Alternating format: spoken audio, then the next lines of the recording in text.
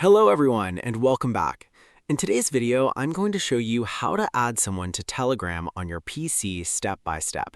You can add a new contact using their phone number or find them using their Telegram username. So let's get started. First, open Telegram desktop on your computer. Once Telegram is open, click the three-line menu in the top left corner. From the menu, select Contacts. Next, click Add Contact. Enter the person's first name and last name.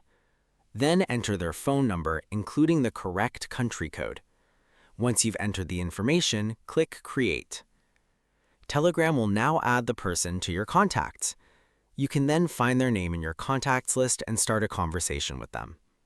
Another way to add someone is by using their Telegram username. Click the search bar at the top of Telegram. Type the person's username, including the @ symbol if needed. If the correct person appears in the search results, click their profile to open the chat. You can then send them a message and start communicating. And that's it. You've successfully added someone to Telegram on your PC. Thanks for watching. If you found this tutorial helpful, don't forget to like, subscribe, and turn on notifications for more Telegram tutorials, messaging tips, and productivity guides. See you in the next video.